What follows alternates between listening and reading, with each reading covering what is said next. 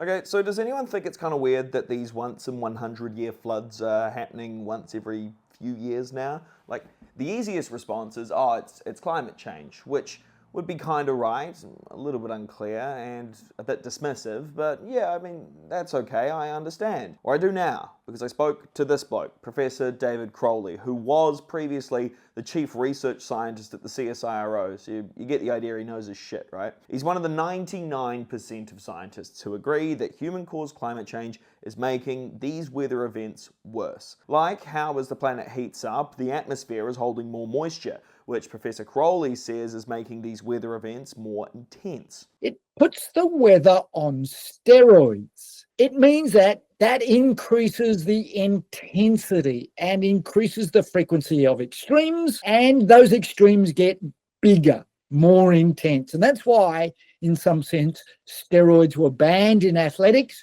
We'd like to ban the use of fossil fuels for generating electricity, we being most climate scientists, because the only way that we can best control the ongoing increases in climate change and increases in extreme events in Australia is to stop increases in climate pollution from burning fossil fuels and using fossil fuels to generate electricity, to drive our vehicles, to drive transport for all sorts of industrial activities. So, if you take what's happening on the New South Wales mid-north coast, right, David says that the frequency of these flooding events isn't necessarily caused by climate change, but the strength and the devastation is. Right now, as I make this video, you've got on one hand New South Wales underwater, right? And then on the other, you've got southwest WA and Victoria in drought. And in South Australia, they're experiencing an algal bloom that's killing hundreds of species of marine life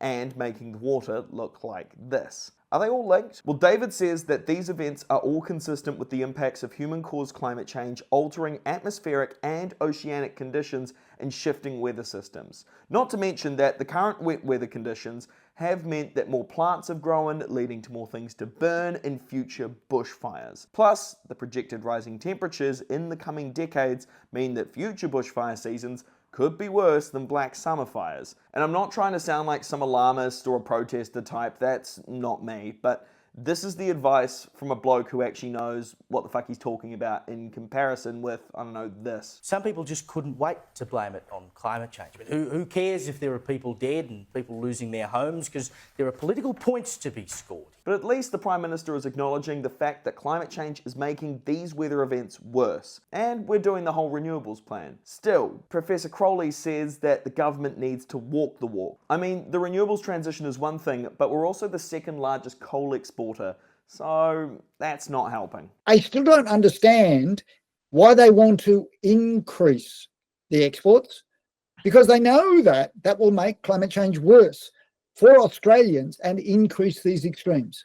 So this is a bit like catch-22. Why would you want to make climate change worse when you're already spending a lot of money in responding to these extremes? We also don't really have a plan to adapt as the planet continues to get warmer. Australia is one of the few developed countries which does not have a national climate adaptation plan, which is Australia does not have an assessment of what are the best ways, not to reduce emissions, but what are the best ways to respond to these sorts of impact of climate extremes. Increases in bushfires, increases in flooding, increases in drought, and how they affect people, coastlines associated with increases in sea level rise, and as well, rivers, water resources, and agriculture. There is a plan to develop a climate adaptation plan, but that was put on hold. And David says that this plan was due to be released before the last election, at the same time as a national climate risk assessment, which he says may have been put on hold not to stoke up fears in the election campaign. I think most people that can rub a couple of brain cells together can all agree that there isn't an argument around whether climate change is real or not. So the question arises, how will the government continue to justify exporting fossil fuels and contributing to the overall climate emissions when at home communities will only continue to get bashed by weather events increasing in severity, cost, and scale?